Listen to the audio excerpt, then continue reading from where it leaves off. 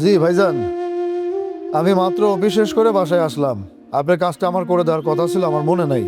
আর ঠিক আছে, কোনো অসুবিধা নেই, আমি কালকে অফিস শেষে আমি আপনার কাজটা আগে ধরবো। আপনি টেনশন নিয়েন না।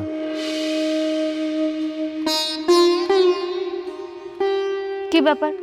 তুমি অফিস থেকে আসছো, তুমি রুমে না গিয়ে এখানে কেন বসে আছো? তুমি জানো না এখানে বসলে অসুবিধা আছে? মানে এইখানে বসলে অসুবিধা আছে? কার কি অসুবিধা একটু শুনি। অসুবিধা সমস্যা দুটোই আছে, তুমি তো এগুলো সব ভালো করেই জানো। দেখো, আমি জানলে ব্যাপারটা আমার মনে নাই। এখন কার কি অসুবিধা তুমি যদি আমাকে খুলে বলো, তাহলে আমি একটু ক্লিয়ার বুঝতে পারি। এই ডাইনিং টেবিলের সোফাগুলা তোমার ছোট ভাইয়ের শ্বশুর বাড়ি থেকে দেওয়া। আর তাছাড়া আমাদের বাসার ভিতরে যত সব আসবাবপত্র আছে সব তো ওর শ্বশুর শাশুড়ি দিয়েছে। এগুলো ধরলে, ব্যবহার করলে, বসলে তোমার ছোট ভাইয়ের বউ আমার সাথে রাগারাগি করে, আমাকে অপমান করে কথা বলে। আমি কেন এত অপমান সহ্য করতে যাব? তার থেকে ভালো আমরা এইসব জিনিসপত্র ব্যবহার থেকে দূরে থাকি। আচ্ছা বুঝলাম, আমরা ব্যবহার করলে সে রাগারাগি করবে কেন? আমরা ব্যবহার করব, ব্যবহার করার জন্য তো তার বাপের বাড়ি থেকে এই বাড়িতে নিয়ে আসছে। আর সে কি মনে করছে আমরা যে বাড়িতে বসবাস করছি এই বাড়িটা তার একার?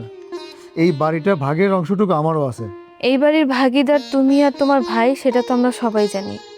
কিন্তু এই বাড়ির ভিতরে যে জিনিসপত্রগুলো আছে এগুলোর ভাগিদার তো আর তুমি আর আমি না। না, তা অবশ্য ঠিকই বলেছো। আমরা ড্রয়িং রুমে বসলে, ডাইনিং টেবিলে খেতে বসলে সব কিছু তার অসুবিধা হয়ে দাঁড়ায়। তুমি তাকে সুন্দর করে বলে দিও যে তার সমস্ত কিছু তার রুমের মধ্যে যেন সাজায় রাখে। আমি আর বলার কে?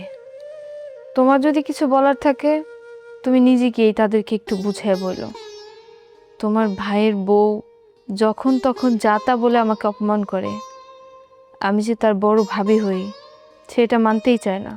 আচ্ছা ঠিক আছে, এবারের মতো তাদেরকে আমি আর কিছু কমু না।